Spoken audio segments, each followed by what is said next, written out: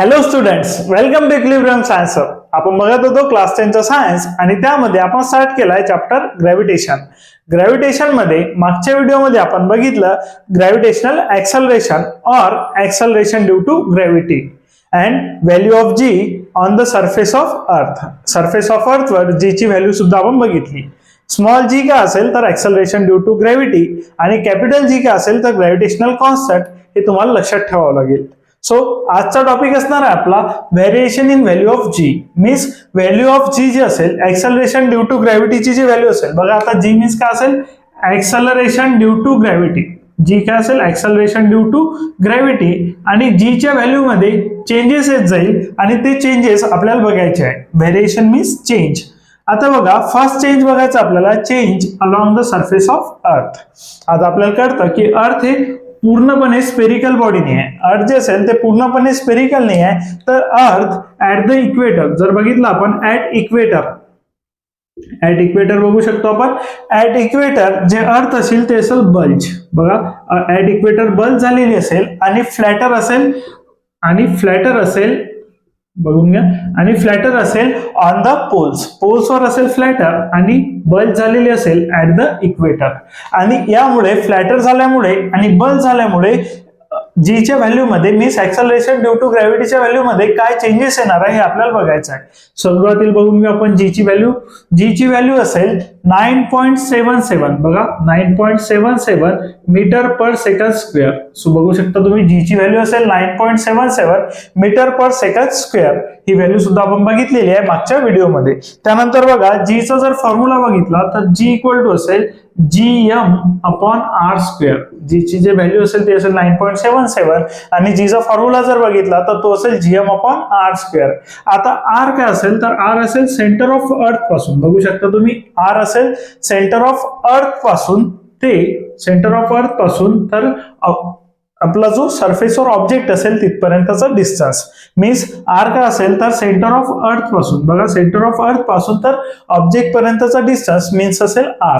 आता surface of earth वर जर ऑब्जेक्ट असेल तर आर होऊन जाईल रेडियस ऑफ अर्थ आणि जर हाईट इंक्रीज होत गेली तर आर ची व्हॅल्यू सुद्धा होत जाईल चेंज. सध्या आपण फाइंड केला सरफेस ऑफ अर्थ वर तर आर असेल रेडियस. त्यानंतर बघू शकता जीएम अपॉन आर स्क्वेअर. तर बघा आता आपल्याला बघायचं आहे change along the surface of अर्थ. तर जी ची व्हॅल्यू जर बघितली आपण तर जीएम अपॉन आर स्क्वेअर असेल. जी ची व्हॅल्यू बघून घ्या स्मॉल जी असेल acceleration due to gravity and capital G असेल ग्रॅव्हिटेशनल कॉन्स्टंट. एम असेल मास ऑफ अर्थ आणि आर असेल रेडियस. तर आपण बघितले तर जी दॅट इज ग्रॅव्हिटेशनल कॉन्स्टंट. जी काय असेल ग्रॅव्हिटेशनल कॉन्स्टंट असेल. बघा आता जी असेल ग्रॅव्हिटेशनल कॉन्स्टंट असेल जी. त्यानंतर बघू शकता तुम्ही यम असेल मास ऑफ अर्थ. आता मास ऑफ अर्थ अँड त्यानंतर बघा मास ऑफ अर्थ अँड ग्रॅव्हिटेशनल कॉन्स्टंट ह्या व्हॅल्यू राहतील कॉन्स्टंट. बट इक्वेटरला काय झालाय तर अर्थ बल्ज झालेला आहे मीन्स थोडा फुगलेला आहे. बल्ज झालेला असेल म्हणजे थोडा फुगलेला असेल. सो आर ची व्हॅल्यू जी आहे ऍट इक्वेटर होऊन जाईल ग्रेटर. बघा आर ची व्हॅल्यू ऑफ आर बघू शकता तुम्ही. Value of R is greater at equator. Value of r is greater at equator. इक्वेटरला असेल greater. So on the surface of earth जर बघितलं तर व्हॅल्यू ऑफ आर बघा ग्रेटर असेल ऍट इक्वेटर. देअरफोर आता बघा आर ची व्हॅल्यू ग्रेटर असेल त्यामुळे काय होईल देअरफोर बघू शकता जो जी व्हॅल्यू आहे ते जर बघितली आपण रेडियसला. बघा आता value of R is greater at equator आहे आणि जी ची व्हॅल्यू जर रेडियसला बघितली तर ते असेल बघू शकता तुम्ही जी ची व्हॅल्यू रेडियसला असेल. बघून घ्या जी आणि एम होऊन जाईल कॉन्स्टंट. तो जी ची व्हॅल्यू रेडियसला असेल इन्व्हर्सली प्रपोर्शनल. सो जर जी बघितलं तर जी असेल रेडियसला इन्व्हर्सली प्रपोर्शनल आणि जी ची व्हॅल्यू जर ग्रेटर असेल ऍट द इक्वेटर. आर ची व्हॅल्यू जर ग्रेटर असेल ऍट द इक्वेटर तर जी ची व्हॅल्यू असेल less. G value is less at equator. G ची व्हॅल्यू म्हणजे less at equator than the poles. So बघू शकता तुम्ही जी ची व्हॅल्यू म्हणजे लेस ऍट इक्वेटर आणि व्हॅल्यू असेल जी इज इक्वल टू असेल 9.78 metre per second square at the equator. Means on the surface of अर्थ पूर्ण सरफेस ऑफ अर्थ वर जी ची व्हॅल्यू लेस असेल ती प्रेझेंट असेल ऍट द इक्वेटर. त्यानंतर बघू शकता तुम्ही ऍट द पोल्स. पोल्सवर जे आहे ते अर्थ असेल फ्लॅटर असेल तर आरचं जे डिस्टन्स आहे फ्रॉम द सेंटर, बघू शकता आरचं जे डिस्टन्स असेल from the centre to the surface that is radius, हे होऊन जाईल थोडी कमी बिकॉज अर्थ फ्लॅटर आहे ऍट द पोल्सवर अर्थ फ्लॅटर असल्याने व्हॅल्यू ऑफ आर होऊन जाईल लेस. बघू शकता तुम्ही value of R is less, value of R is less at पोल्सवर व्हॅल्यू ऑफ आर लेस असेल ऍज कम्पेअर टू इक्वेटर सोबत जर कम्पेअर केलं तर बघा पोल्सवर व्हॅल्यू लेस असेल आरची आणि पोल सोबत जर कम्पेअर केलं इक्वेटरला तर आरची व्हॅल्यू असेल ग्रेटर. तर त्यामुळे बघून घ्या value of R is less at poles, therefore आता बघा जी व्हॅल्यू इज हायेस्ट, जीची व्हॅल्यू जी असेल इज हायेस्ट ऍट पोल्स. आता बघू शकता जीची व्हॅल्यू जी असेल ती असेल हायेस्ट ऍट पोल्स.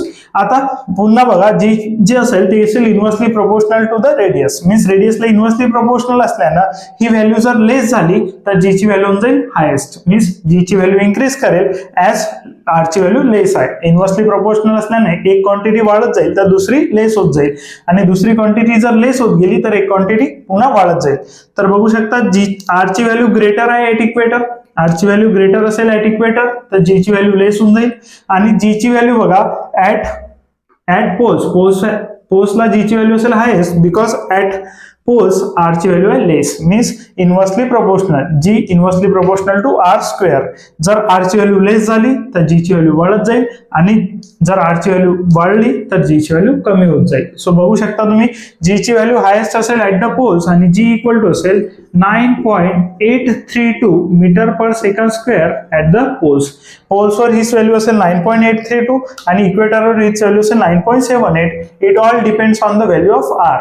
जी आणि एम तर कॉन्स्टंट असेल that is gravitational constant G आणि एम असेल कॉन्स्टंट, बट आरची व्हॅल्यू चेंज झाल्याने चेंज होत जाईल, आरची व्हॅल्यू चेंज झाल्याने चेंज होत जाईल gravitational acceleration that is acceleration due to gravity आणि यालाच म्हणू आपण change along the surface of earth. यालाच काय म्हणू आपण change along the surface of अर्थ.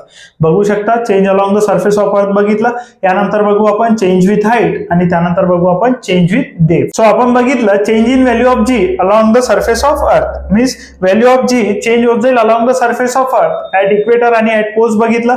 त्यानंतर आपण बघू चेंज विथ हाईट, बघा सेकंड असेल चेंज विथ हाईट, मीन्स जेव्हा हाईट चेंज होत जाईल तेव्हा जीच्या व्हॅल्यू मध्ये काय चेंजेस येत जातील ते आपल्याला बघायचं आहे या क्वेश्चन मध्ये. सो बघा आता या टॉपिक मध्ये बघणार आहे change with height, means height सोबत जीच्या व्हॅल्यू मध्ये काय चेंज येत जाईल ते बघायचं. So G is equal to पुन्हा बघून घ्या, जी इज इक्वल टू असेल GM upon r square. So बघा आता अलॉंग द सरफेस ऑफ अर्थ जीची व्हॅल्यू फाइंड केली त्यावेळेस आपण आरला म्हटलं होतं रेडियस. बघा अलॉंग द सरफेस मीन्स सरफेसवर जर ऑब्जेक्ट असेल तर त्याला म्हटलं आपण आरची व्हॅल्यू आहे, बरोबर, दॅट इज रेडियस. बट जेव्हा आता ऑब्जेक्ट काय होत जाईल हाईट सोबत वर जात जाईल, मीन्स हाईट येतं ऑब्जेक्टला, मीन्स सरफेस ऑफ अर्थ वरून जेव्हा ऑब्जेक्ट कुठे चाललाय वर चाललेला आहे तेव्हा जे डिस्टन्स मोजावं लागेल ते सेंटर ऑफ अर्थ पासून ज्या हाईटवर ऑब्जेक्ट असेल त्या हाईटचं मोजावं लागेल. बघा आता जेव्हा ऑब्जेक्ट जाईल अर्थ सरफेस पासून वर, जेव्हा ही ऑब्जेक्ट जाईल अर्थ सरफेस पासून वर तेव्हा आपल्याला जे डिस्टन्स मोजावं लागेल सेंटर ऑफ अर्थ पासून तर ज्या हाईटवर ऑब्जेक्ट असेल त्या हाईटचं.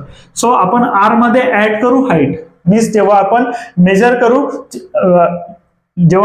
करू ग्रॅव्हिटेशनल एक्सेलरेशनची व्हॅल्यू तेव्हा जी व्हॅल्यू मेजर करायची आहे त्यावेळेस आपल्याला आर ची व्हॅल्यू ठेवावं लागेल हाईट प्लस रेडियस. बघा हाईट प्लस रेडियस ही व्हॅल्यू ठेवावं लागेल जेव्हा आपण मेजर करू जी ची value. So G is equal to त्यावेळेस फॉर्म्युला असेल G is equal to G M upon R plus H, means height सुद्धा काय करावं लागेल आपल्याला ऍड करावं लागेल आणि हाईट ऍड केल्यानंतर जीच्या व्हॅल्यू मध्ये जे चेंजेस येतील ते आपल्याला मेजर करावं लागेल. सो तुमच्या बुक मध्ये सुद्धा एक चार्ट गिवन आहे, तो चार्ट सुद्धा आपण बघू, त्यासोबतच बघू जीच्या व्हॅल्यू सोबत हाईटच्या व्हॅल्यू सोबत जी मध्ये काय चेंजेस येत जातील. पुन्हा बघा जी जो असेल त्यामध्ये जो आपला ग्रॅव्हिटेशनल कॉन्स्टंट आहे तो कॉन्स्टंट असेल, मास ऑफ अर्थ सुद्धा कॉन्स्टंट असेल. चेंजेस जे येत आहे ते येत आहे आर मध्ये, means r plus h, height झालेली आहे ऍड. आणि जेव्हा लक्षात येईल तुमच्या आर मध्ये एच ची व्हॅल्यू ऍड होईल, मीन्स आर प्लस एच ही व्हॅल्यू करेल इंक्रीज. बघू शकता तुम्ही r plus H means r मध्ये हाईट ऍड होत आहे आणि जेव्हा हाईट ऍड होईल तेव्हा ही व्हॅल्यू करेल इंक्रीज. आणि बघितलं आपण जी इन्व्हर्सली प्रोपोर्शनल टू रेडियस असेल, मीन्स आता जे डिस्टन्स आहे त्याला इन्व्हर्सली प्रोपोर्शनल आहे आणि हाईट ऍड झाल्यानंतर ही व्हॅल्यू इंक्रीज करत असेल तर जी ची व्हॅल्यू करेल डिक्रीज. बघू शकता तुम्ही आर प्लस एच ही व्हॅल्यू इन्क्रीज करताय तर जी ची व्हॅल्यू करेल डिक्रीज. आणि यासाठी आपण काही एक्झाम्पल्स घेतले आहे. बघा आता प्लेस असेल अर्थ, बघा आता इथे दिले आहे प्लेसेस, इकडे दिले आहे हाईट्स आणि इकडे दिली आहे जी ची व्हॅल्यू. आणि हाईट जी गिव्हन आहे ते आपल्याला गिव्हन आहे किलोमीटर मध्ये. सगळ्यात सुरुवातीला दिला आहे सरफेस ऑफ अर्थ. आता सरफेस ऑफ अर्थ वर सुद्धा हाईटच्या व्हॅल्यू मध्ये काही सरफेस ऑफ अर्थ वर सुद्धा जीच्या व्हॅल्यू मध्ये काही चेंजेस आहे. सो आपण इथे घेतले ऍव्हरेज व्हॅल्यू. आता ऍव्हरेज व्हॅल्यू काय असेल तर पहिले तर बघा सरफेस ऑफ अर्थ वर हाईट असेल 0, मीन्स सरफेस ऑफ अर्थ वर हाईट काय असेल तर 0 असेल. त्यानंतर 0 किलोमीटर हाईटला एक आपण घेतली average value that is 9.8, 9.77 to 9.832. 9.77 ही लोएस्ट असेल आणि 9.832 ही हायेस्ट असेल. हे आपण आताच बघितलं आहे इक्वेटर आणि पोलला. बघू शकता तुम्ही इक्वेटर आणि पोलला आताच व्हॅल्यू बघितल्या, त्यामध्ये हायेस्ट आणि लोएस्ट व्हॅल्यू बघितली, त्यावरून एक ऍव्हरेज व्हॅल्यू घेतली आपण 9.8 ऑन द सरफेस ऑफ अर्थ. त्यानंतर बघा आपण गेलो माउंट एव्हरेस्टला. माउंट एव्हरेस्टची हाईट असेल 8.8 किलोमीटर आणि तुमच्या लक्षात येईल 8.8 किलोमीटरवर सुद्धा जे व्हॅल्यू आहे आपल्या ग्रॅव्हिटेशनल एक्सेलरेशनची और एक्सेलरेशन ड्यू टू ग्रॅव्हिटीची, त्यामध्ये कुठलाही चेंज तुम्हाला दिसत नाही आहे, ती व्हॅल्यू आहे 9.8. त्यानंतर बघा maximum height reach by a man-made balloon, means man-made balloon असेल तो जितकी मॅक्सिमम हाईट रीच करतो ते मेजर केली आपण, ती होती 36.6 किलोमीटर. इतकी एक ऍव्हरेज हाईट किंवा मॅक्सिमम हाईट रीच करेल आपला बलून, मॅनमेड बलून जो माणसाने बनवलेला फुगा असेल तो मॅक्सिमम हाईट रीच करेल 36.6 किलोमीटर. आणि तिथे तुम्हाला थोडा चेंज पाहायला भेटेल जीच्या व्हॅल्यू मध्ये आणि व्हॅल्यू कन्वर्ट झाली आहे 9.77. आता बघा height of a weather satellite. Weather satellite जो आपल्याला वेदर फॉरकास्टिंग मीन्स वेदर बद्दल इन्फॉर्मेशन देतो, आपल्याला जे वातावरण चेंज होणार आहे त्याबद्दल इन्फॉर्मेशन देतो. त्यानंतर आपल्याला वेदर सॅटेलाइट सुद्धा बघायला मिळेल at the end of the syllabus. जेव्हा आपण सिलेबसच्या एंडिंग पर्यंत पोहोचू 10 चॅप्टर मध्ये तुम्हाला वेदर सॅटेलाइटची सुद्धा इन्फॉर्मेशन मिळून जाईल. So height of weather satellite बघा किती असेल 400 किलोमीटर. आता 400 किलोमीटर हाईट वर गेल्यानंतर तुम्हाला बघा जीच्या व्हॅल्यू मध्ये बराचसा चेंज दिसेल आणि तो असेल 8.7. बघा 9.8 वरून व्हॅल्यू चेंज होत आली आहे 8.7. मीन्स वेदर सॅटेलाइट वर जो ग्रॅव्हिटेशनल एक्सेलरेशन असेल और एक्सेलरेशन ड्यू टू ग्रॅव्हिटी असेल त्याची व्हॅल्यू झालेली आहे कमी. त्यानंतर एक लास्ट आपण घेतलं नाही आहे पण तुमच्या बुकमध्ये तुम्हाला दिसून जाईल height of a communication satellite. Communication सॅटेलाइटची जी हाईट असेल ती असेल 35,700 किलोमीटर. इतक्या हाईटवर गेल्यानंतर जीची व्हॅल्यू खूप जास्त डिक्रीज झालेली तुम्हाला दिसेल आणि तिथे जीची व्हॅल्यू जी गिव्हन आहे ती गिव्हन आहे 0.225. मीन्स तिथे जीची व्हॅल्यू खूप जास्त कमी झाली आहे due to increase in height. Height खूप जास्त वाढली तर जीची व्हॅल्यू खूप जास्त कमी होताना दिसेल. आणि change with height means height सोबत जीच्या व्हॅल्यू मध्ये काय चेंज येत जाईल तर हाईट जर वाढत गेली तर जीची व्हॅल्यू होत जाते डिक्रीज.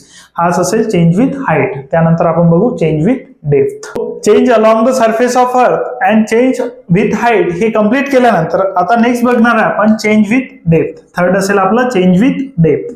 आणि डेप्थ सोबत आपल्याला बघायचं आहे की जीच्या व्हॅल्यू मध्ये काय चेंजेस येत जातील. बघा आता विथ द डेप्थ. आता पुन्हा फॉर्म्युला बघावा लागेल जीचा फॉर्म्युला असेल gm/r². पुन्हा आर्टची डायग्राम ड्रॉ करू. आपण ड्रॉ करताना स्पेरिकलच ड्रॉ करणार आहे.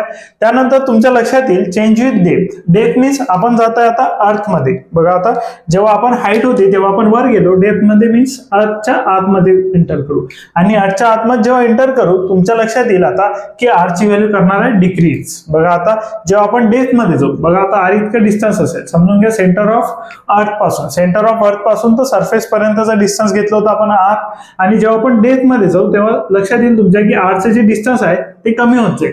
आणि आपल्याला वाटतं की G is inversely proportional to 1/r² आहे. सो जीची व्हॅल्यू जर डिक्रीज करत असेल, आरची व्हॅल्यू जर डिक्रीज करत असेल तर जीची व्हॅल्यू करणार आहे इन्क्रीज असं आपल्याला वाटतं. बिकॉज आपण डेप्थ मध्ये चाललोय, डेप्थ मध्ये गेल्यानंतर लक्षात येईल आपल्या की आरची व्हॅल्यू डिक्रीज करताय आणि आरची व्हॅल्यू जेव्हा डिक्रीज करेल तर जीची व्हॅल्यू इन्क्रीज करते असं आपल्याला वाटत आहे. बट असं होणार नाही. बिकॉज आता याला रिझन काय असेल तो रिझन समजून घ्या. रिझन जर समजून घेतलं तुम्हाला इझिली कळून जाईल चेंज विथ डेप्थ. सो सुरुवातीला बघितलं change along the surface of अर्थ, त्यानंतर बघितलं चेंज विथ हाईट, आता बघणार आहे चेंज विथ डेप्थ. सो बघा आता जेव्हा आपण हाईटनी वर चाललो होतो, बघा आपण एका हाईटने आपण जेव्हा वर चाललेलो होतो तेव्हा मास of earth means mass of अर्थ मध्ये कुठेही चेंज आलेला नाही. बट जेव्हा आपण डेप्थ मध्ये जाऊ तेव्हा मास ऑफ अर्थ मध्ये चेंज येत जाईल.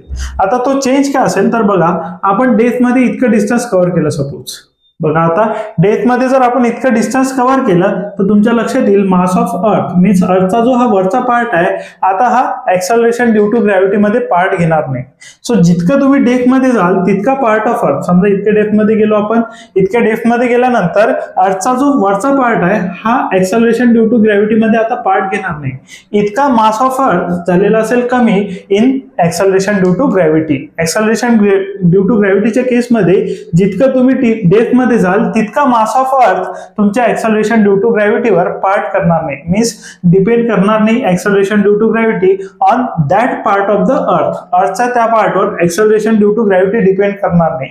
मीन्स यामध्ये फक्त डिस्टन्स डिक्रीज नाही होत आहे तर यामध्ये डिक्रीज होत आहे मास ऑफ अर्थ सुद्धा. तर बघा जी इज इक्वल टू असेल gm/r². आणि आतापर्यंत मास ऑफ अर्थ कॉन्स्टंट होतो बिकॉज एका हाईटने जर वर गेलो तर मास ऑफ अर्थ मध्ये कुठलाही चेंज आपल्याला दिसत नाही.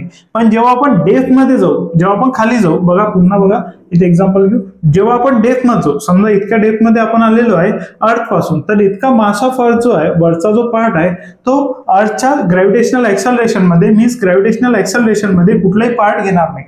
आणि हा पार्ट घेणार नाही मीन्स मास ऑफ अर्थ सुद्धा झालेला आहे डिक्रीज. बघा आता डिस्टन्स तर डिक्रीज होत आहे आणि मास ऑफ अर्थ सुद्धा डिक्रीज होत आहे. मीन्स बघा G directly proportional to mass of earth आहे आणि यामुळे जी सुद्धा करेल decrease. Mass of earth decrease करताय तर ग्रॅव्हिटेशनल एक्सेलरेशन सुद्धा करेल डिक्रीज. आणि जी जर बघितलं तर इन्व्हर्सली प्रोपोर्शनल टू r² आहे, यामध्ये जर r डिक्रीज करेल आणि तर जी इन्क्रीज करेल. तुमच्या लक्षात येत असेल इथे इन्व्हर्सली प्रोपोर्शनल आहे, इथे डिक्रीज करेल तर जी इन्क्रीज करेल. आणि इथं मास ऑफ अर्थ जर डिक्रीज करेल तर जी सुद्धा डिक्रीज करेल. तर बघा एका केसमध्ये येत आहे जी डाऊनवर्ड आणि एका केसमध्ये जी येत आहे अपवर्ड. तर तुमच्या लक्षात येईल एका केसमध्ये जी डिक्रीज करताय तर एका केसमध्ये जी करताय इन्क्रीज. आणि ओव्हरऑल इफेक्ट काय होईल तर ओव्हरऑल इफेक्ट होते डेप्थ मध्ये जी डिक्रीजेस. ओव्हरऑल इफेक्ट जर बघितलं तर जी होते decrease. Means with the height सुद्धा डिक्रीज होते आणि इन द डेप्थ सुद्धा काय होते decrease. Means change with depth का असेल तर जी होईल decrease because of overall effect. Overall effect कोणाचा असेल मास ऑफ अर्थ आणि रेडियसचा. तर मास डिक्रीज केलं म्हणून जी डिक्रीज करेल, रेडियस डिक्रीज केलं म्हणून जी इन्क्रीज करेल आणि ओव्हरऑल इफेक्ट दिसेल तुम्हाला जी केलेला आहे डिक्रीज. सो हे असेल चेंज विथ द डेप्थ. आपण बघितलं व्हेरिएशन इन व्हॅल्यू ऑफ जी आणि त्याच्याबद्दल बघितले आपण 3 कंडिशन्स. फर्स्ट कंडिशन होती change along the surface of अर्थ, सेकंड होती चेंज विथ हाईट आणि थर्ड होती चेंज विथ डेप्थ. थँक्यू.